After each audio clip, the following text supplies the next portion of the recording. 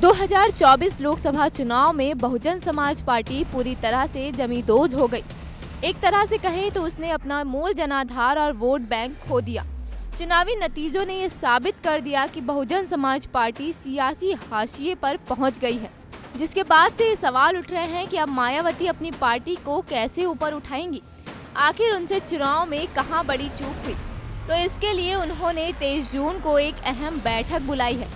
लखनऊ में होने वाली बसपा की इस बड़ी बैठक में मायावती सभी पार्टी कार्यकर्ताओं और नेताओं के साथ समीक्षा करेंगी, जिसके लिए जिम्मेदार पदाधिकारियों और जिलाध्यक्षों को रहने के लिए आदेश दिए गए हैं।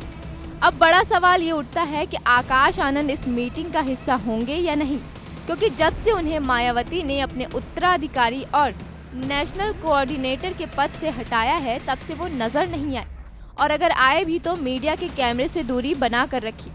चर्चा है कि मायावती ने अपने भतीजे को इस मीटिंग से दूर रखा है, यानी कि आकाश आनंद को छोड़कर सभी नेता और कार्यकर्ता मौजूद रहेंगे।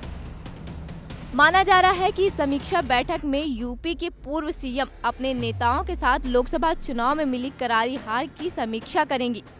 हार के असल कारणों पर मंथन किया जाएगा। साथ ही मीटिंग के दौरान बसपा सुप्रीमो सेक्टर प्रभारियों की रिपोर्ट पर भी चर्चा करेंगी।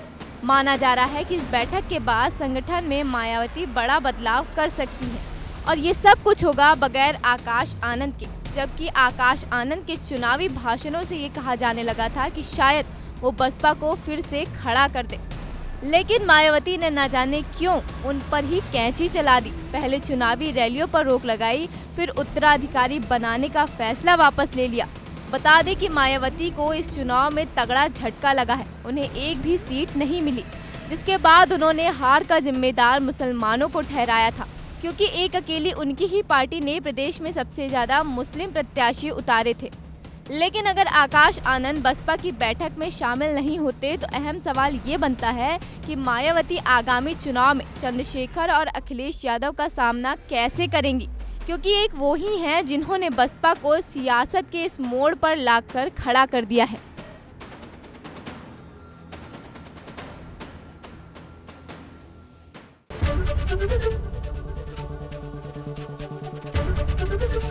एबीपी गंगा, खबर आपकी, जुबान आपकी।